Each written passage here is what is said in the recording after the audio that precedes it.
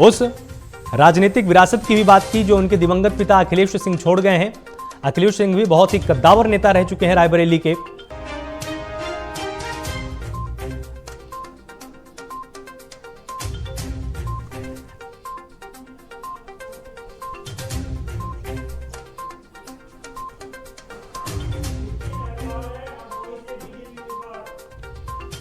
हरदोई से बीजेपी उम्मीदवार नितिन अग्रवाल भी हमारे साथ जुड़ गए। बहुत स्वागत है आपका नितिन जी प्राइम न्यूज पर। नितिन जी बहुत स्वागत है आपका प्राइम न्यूज पर। धन्यवाद।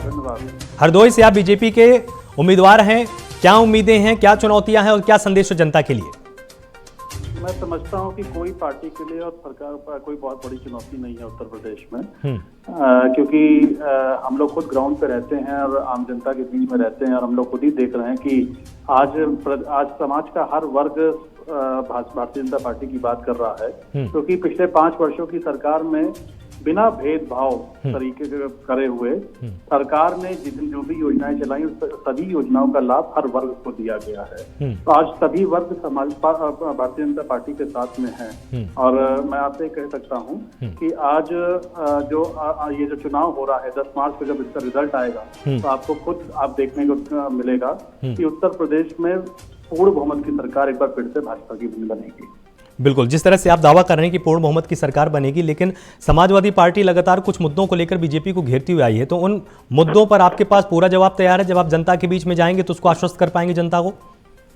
सबसे पहली बात तो समाजवादी पार्टी जिसका पर्यायवाची गुंडाराज और भ्रष्टाचार रहा है वो किन मुद्दों को जनता के बीच में लेकर जाएगी, मैं नहीं समझता कि जनता उनसे कोई भरोसा करती है या उनके कोई किसी मुद्दे पे कोई बात भी करना चाहती है। मैं केवल इतना ही कहना चाहता हूं कि उत्तर प्रदेश में आज अगर चुनाव हो रहा है तो विकास के मुद्दे पे हो रहा है, विश्वास के मुद्दे पे हो रहा है। जो विश्वास जो भरोसा आज उत्तर प्रदेश के आम जन का भारतीय जनता पार्टी के प्रति बना है, हम केवल उस मुद्दे पर उत्तर प्रदेश में चुनाव लड़ रहे हैं। बिल्कुल, कितनी सीटों की आपको उम्मीद है कि बीजेपी इस बार कितने के आंकड़े को पार करने वाली है? हम एक बार फिर से 300 पार होंगे, ये मैं विश्वास के साथ आपको कह सकता हूं। और जनता के बीच में आप जाकर बहुत ही मुखरता से बात रखने वाले हैं कि समाजवादी पार्टी का जिस तरह का चरित्र रहा है, क्योंकि वो तो लगातार बीजेपी के ऊपर मुखर होकर ही हमला कर रही है। हमें कुछ कहने की आवश्यकता ही नहीं है। उत्तर प्रदेश की जनता खुद जानती है कि 2012 से 2017 के बीच में जब उसकी सरकार थी तो किस तरीके से तुष्टीकरण और गुंडाराज की राजनीति उत्तर प्रदेश में हुई है। ये उत्तर प्रदेश की जनता भूली नहीं है और उत्तर प्रदेश की जनता ये भी नहीं भूली है कि समाजवादी पार्टी की सरकार में उत्तर प्रदेश में 400 से ज्यादा दंगे हुए थे। तो ये जग जाहिर है, हमें कुछ न कुछ बोलने की आवश्यकता नहीं। मतलब आप मुद्दों को लेकर जनता के बीच में जाएंगे और पूरे आंकड़े, पूरे जवाब आपके पास तैयार हैं ताकि जनता आश्वस्त हो पाए? बिल्कुल सारे जवाब तैयार।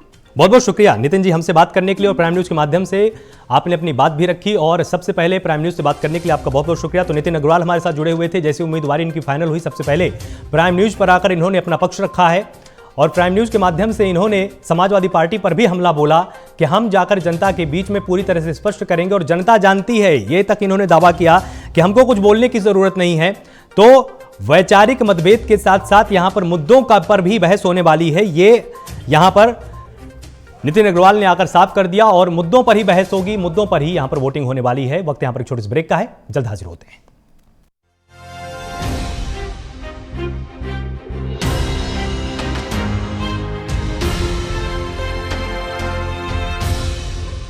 ये है प्राइम न्यूज, क्योंकि सच जरूरी है। सब कुछ आजमाया और तब मैंने माना कि सिर्फ सच्ची सहेली ही है। महिलाओं के उन मुश्किल दिनों की हर समस्या, जैसे कठिन दर्द, अनियमितता, खून की कमी, थकान व कमजोरी जैसी सभी प्रॉब्लम्स के लिए